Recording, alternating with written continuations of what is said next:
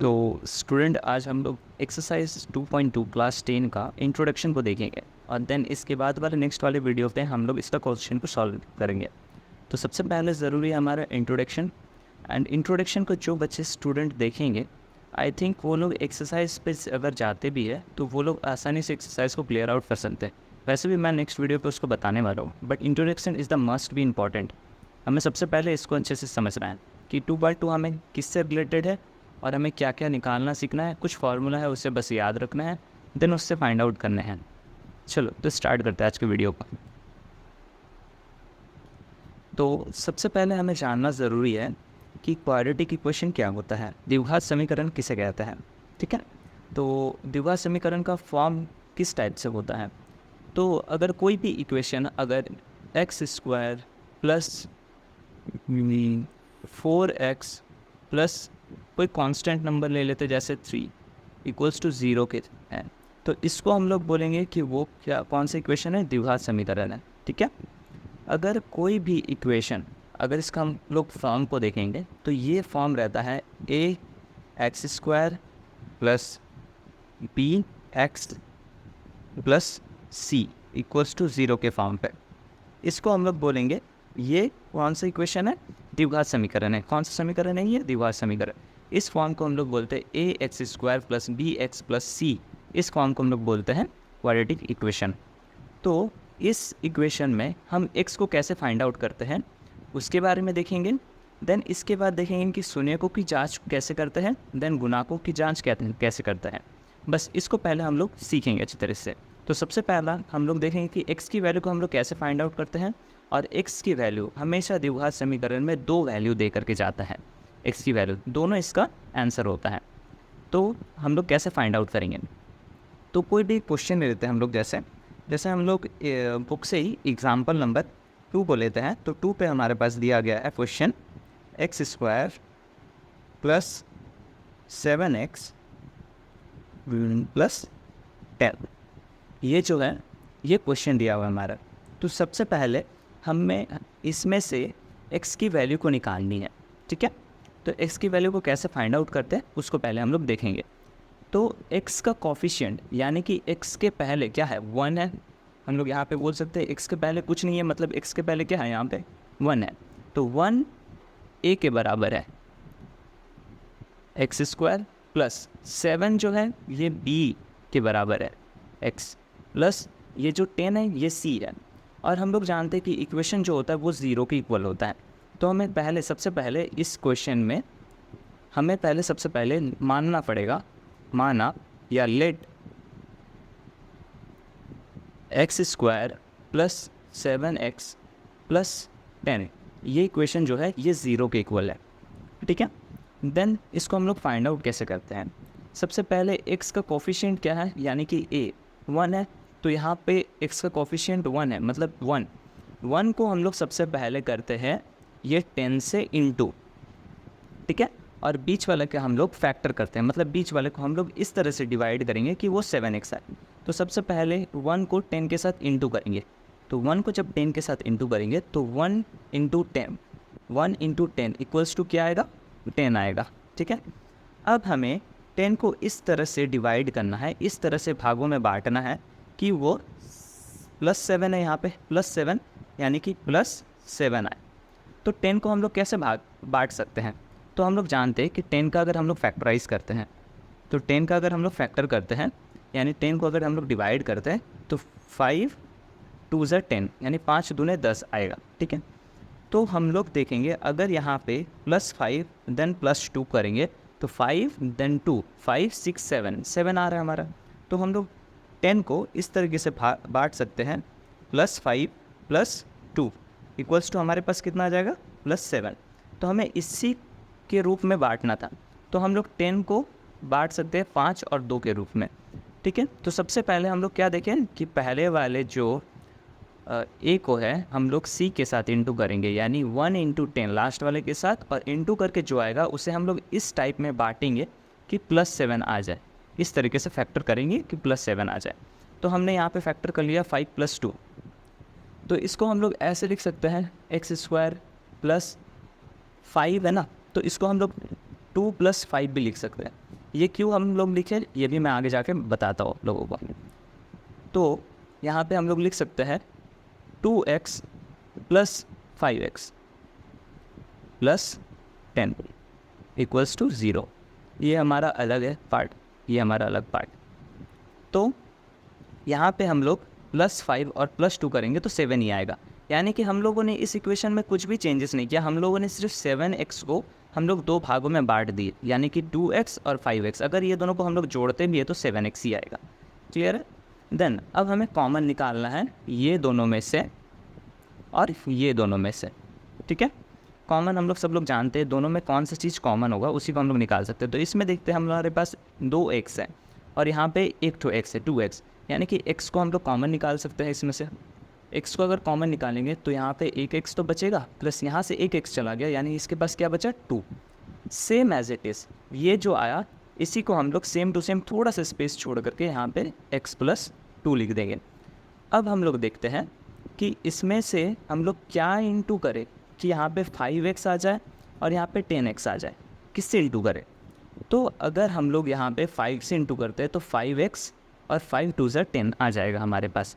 और क्या साइन है हमारे बीच में? प्लस का, तो हम लोग बीच में प्लस का साइन दे देंगे। तो 5 into x equals to 5x and 5 into 2 equals to 5 2 ज़ा 10 सॉरी। तो ये हमारे पास क्लियर हो गया।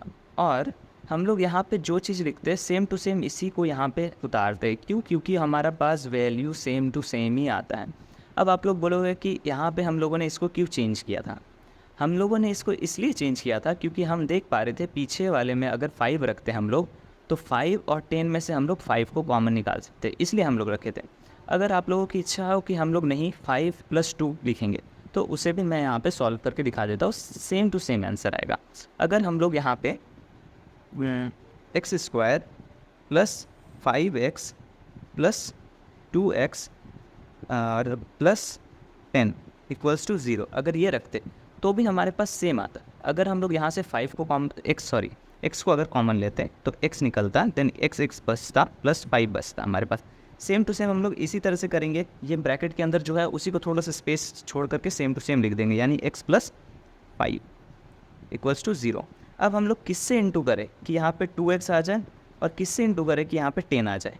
तो हम क्लियर देख पाते हैं यहाँ पे अगर 2 से इंटू करेंगे तो 2x आ जाएगा और 2 से इंटू करेंगे 2 5 से 10 आ जाएगा। प्लस में है तो हम लोग +2 लिख देंगे। फिर हम लोग ये दोनों को मिला करके एक इक्वेशन बनाते हैं, अंदर वाले को मिला करके और बाहर वाले को मिला के एक इक्वेशन। तो हम यहाँ पे लिख सकते थे x + 5 इक्वल्स टू 0। ये x + 5 ब्रैकेट के अंदर वाला का काम हो गया। देन ब्रैकेट के बाहर हमारे पास बच रहा है x + 2। तो इसको लिखेंगे x + 2। ये भी किसके बराबर है? 0 के बराबर। हमारे पास यहाँ पे x की 2 वैल्यू आ गई। ठीक है, यहाँ भी हम लोग सेम वही चीज़ करेंगे। सेम चीज़ है, हम अलग अलग करके इसलिए लिखा है क्योंकि बहुत सारे जन क्या करेंगे यहाँ पे पूछ सकते हैं कि 5 को हम लोग पहले क्यों नहीं लिखे, 2 को क्यों बाद में लिखे। आपकी मर्ज़ी, अगर आप 5 भी लिखो तो भी सेम आंसर मिलेगा, 2 लिखो आगे तो भी सेम आंसर मिलेगा। हालांकि यहाँ पे कॉमन निकलना ज़रूरी है। अब देखते हैं हम लोग नेक्स्ट। यहाँ पे भी हमारे पास क्या बचेगा? अंदर वाले को एक इक्वेशन बनाएंगे x + 2 इक्वल्स टू 0 और बाहर वाले को एक इक्वेशन, यानी कि x + 5 इक्वल्स टू 0। अब हम लोग इसको इससे x की वैल्यू निकाल सकते हैं, इसमें से x की वैल्यू 1 निकाल सकते हैं। तो यहाँ पे अगर इस इक्वेशन को लेते हैं हम लोग तो यहाँ पे हम लोग देखेंगे कि x है +2 है, इधर प्लस आकर के क्या होगा? माइनस हो जाएगा, यानी कि x = -2 लिख सकते हैं हम लोग। ये हो गया x की वैल्यू 1। यहाँ पे भी सेम हम लोग निकालेंगे, यहाँ पे प्लस में है 5 इधर आएगा तो माइनस हो जाएगा, यानी कि x = -5। तो यहाँ पे हम लोग क्लियर देख पाते हैं x की वैल्यू 1 निकलता है -2, 1 निकलता है x की वैल्यू -5। सेम इस इक्वेशन में भी देखते हैं, यहाँ पे अगर +5 है तो ये इधर जाकर के -5 हो जाएगा, इधर अगर 2 है तो ये भी इधर जाकर के -2 हो जाएगा, यानी कि x की वैल्यू यहाँ पे भी हमारे पास 2 आ रही है, x = -5 और यहाँ पे आ जाएगा x = -2। हमारे पास 2 वैल्यू x की आ चुकी है, यहाँ पे 2 वैल्यू आ चुका है। यहाँ भी हम लोग क्लियर देख पाते हैं x का 2 वैल्यू मिला -2 -5, यहाँ भी -5 -2। तो स्टूडेंट ये आपके ऊपर डिपेंड करता है, अगर आप 5 को आगे रख सकते हो या 2 को आगे रख सकते हो, ये आप पे डिपेंड करता है। तो यहाँ पे फर्स्ट स्टेप हम लोग क्लियर कर चुके हैं, जो कि हो गया x = 5 + 5 - 2 और एक हो गया x = -2 और 5 निकल गए। तो हम लोग इसी इक्वेशन को लेकर के चलते हैं अभी फ़िलहाल। तो हमारे पास यहाँ पे x की वैल्यू 2 निकला है। अब यहाँ पे x इक्वल टू -2 और x इक्वल्स टू -5, इसमें हम लोग ये फर्स्ट वाले वैल्यू को बोल सकते हैं अल्फ़ा से डिनोटेट करते हैं, और सेकंड वैल्यू को हम लोग डिनोटेट करते हैं बीटा से। ठीक है, क्लियर है? अब कुछ चीज़ों को ध्यान से समझ रहे हैं। हमारे पास क्वेश्चन क्या था, x² + 7x + 10। हम क्वेश्चन को लिखते हैं पहले यहाँ पे, x² + 7x + 10 = 0।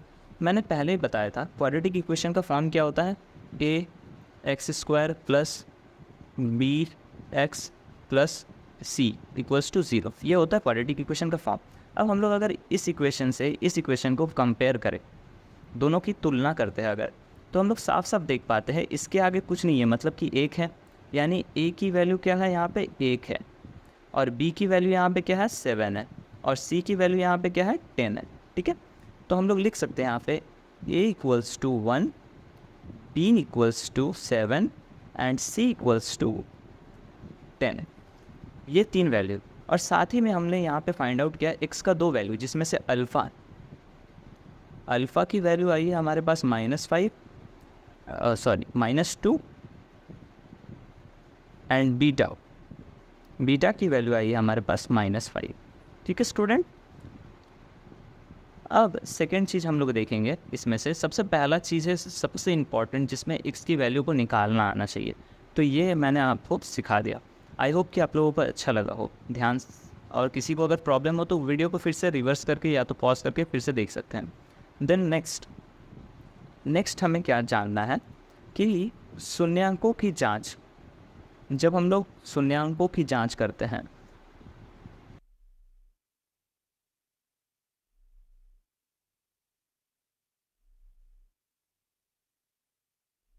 जब हम लोग क्वाड्रेटिक इक्वेशन में शून्यांकों की जांच करते हैं ना, तो हमें कुछ फार्मूला को याद रखना है। ठीक है, हमें लेफ्ट हैंड साइड और राइट हैंड साइड को इक्वल करना है। जब शून्यांकों की जांच करते हैं ना, तो अल्फ़ा + बीटा जो होता है हमारे पास, वो इक्वल्स होना चाहिए -b/a के। ठीक है, इससे हम लोग शून्यांकों की जांच को करते हैं। अब मैं इसको जांच को आप लोगों को करके दिखाता हूँ। तो शून्यांकों की जांच करने के लिए अल्फ़ा + बीटा जो है वो -a/b के बराबर होना चाहिए। तो हमारे पास यहाँ पे सारा का वैल्यू हम लोग यहाँ पे निकाल चुके हैं, सबका वैल्यू। ठीक है, अब हम लोग अल्फ़ा को देखेंगे। अल्फ़ा की वैल्यू कितनी है, -2। अल्फ़ा का वैल्यू हमारे पास है -2 प्लस, और बीटा का वैल्यू हमारे पास क्या है -5 = अब -b का वैल्यू हमारे पास कितना है 7 माइनस में डिवाइडेड बाई, और a का वैल्यू हमारे पास कितना है 1। अब हम लोग इसको सॉल्व करेंगे, तो -2 और ये प्लस माइनस मिल करके -5 हो जाएगा, यानी कि -2 - 5, ठीक है, = -7/1। अब यहाँ पे अगर हम लोग माइनस करते तो ये हमारे पास सॉल्व करने के बाद आएगा -2 - 5 = -7। ठीक है, -7। तो हम लोग यहाँ पे क्लियरली देख पा रहे हैं कि हमारे लेफ़्ट हैंड साइड और राइट हैंड साइड इक्वल है, यानी कि हमारा शून्यांकों की जांच यहाँ पे हो चुकी है, जो कि लेफ़्ट हैंड साइड और राइट हैंड साइड इक्वल्स है। अब नेक्स्ट हम लोग देखते हैं गुणांकों की जांच। और जब हम लोग गुणांकों की जांच करते हैं तो हमें एक फार्मूला याद रखना है, जैसे उसमें हम लोग शून्यांकों की जांच के टाइम लिखे थे अल्फ़ा + बीटा = -b/a।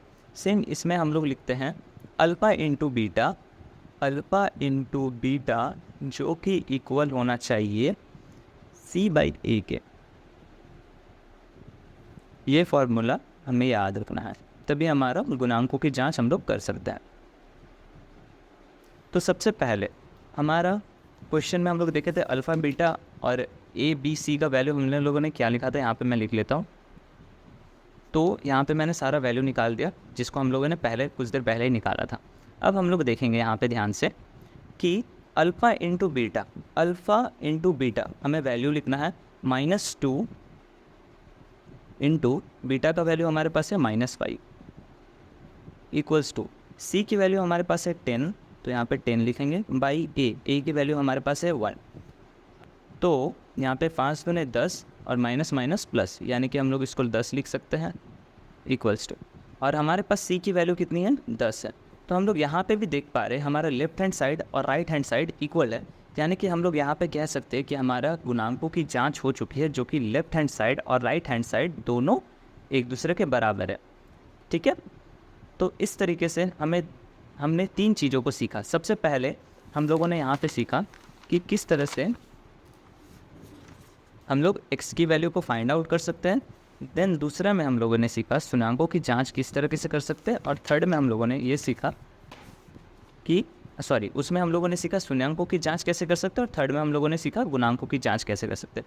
2 फॉर्मूला आप लोगों को याद रखना है। गुणांकों की जांच यानी गुणांक यानी गुना अल्फा इंटू बीटा, जो कि c/a के बराबर होना चाहिए, और शून्याङ्कों की जांच जब हम लोग करते हैं तो अल्फ़ा प्लस बीटा जो कि बराबर होना चाहिए -b/a के। क्लियर है? यहाँ तक हम लोग ख़त्म कर चुके हैं।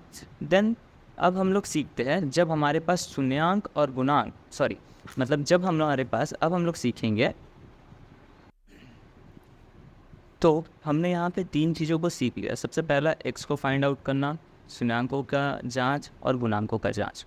अब हम लोग देखेंगे जब हमारे पास अल्फ़ा और बीटा दिया जाए तो उसमें से हम लोग द्विघात बहुपद यानी कि क्वाड्रेटिक इक्वेशन को कैसे निकालते हैं। हम लोग यहाँ पे first of all quadratic equation दिया हुआ था, उसमें से हम लोग अल्फ़ा और बीटा का वैल्यू को निकाल रहे थे। अब हम लोग देखेंगे कि जब हमारे पास अल्फ़ा और बीटा दिया हो तो हम लोग उससे क्वाड्रेटिक इक्वेशन को किस तरीके से बना सकते हैं।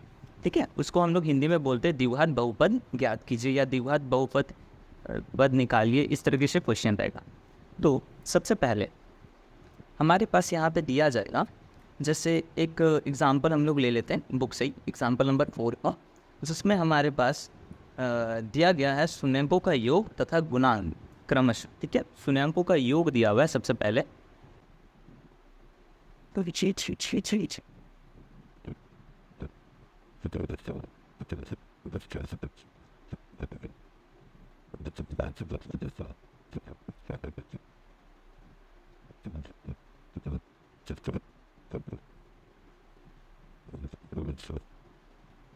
तो हम क्वेश्चन नंबर एग्जाम्पल नंबर 4 बढ़िया, एग्जाम्पल नंबर 4। तो इस क्वेश्चन में हमारे पास दिया हुआ है शून्याङ्कों का योग और गुणांकों का योग। यहाँ पे ये जो फॉर्मूला होगा ना, ये होगा शून्याङ्कों का गुणांक और उसमें था शून्याङ्कों का योग। ठीक है, उसको हम लोग बोल सकते हैं शून्याङ्क का योग और ये है शून्याङ्क का गुणांक। ठीक है, यहाँ पे गुणांकों की जांच इस तरीके से करता है, शून्याङ्कों की गुणांक। क्वेश्चन में हम लोग यहाँ पे देखते हैं कि हमारे पास दिया गया है शून्याङ्कों का योग और शून्याङ्कों की गुणांक। ठीक है, और इससे हमें द्विघात बहुपद ज्ञात करते हैं। तो देखते हैं, हम लोग जानते हैं कि शून्याङ्कों का योग का फॉर्मूला हमने अभी अभी सीखा था कि अल्फ़ा प्लस बीटा जो है वो किसके इक्वल होना चाहिए, -b/a के। यहाँ पे हम लोग इस तरीके से लिख सकते हैं कि अल्फ़ा प्लस बीटा जो कि हमारे पास दिया गया है किसके बराबर, -3 के।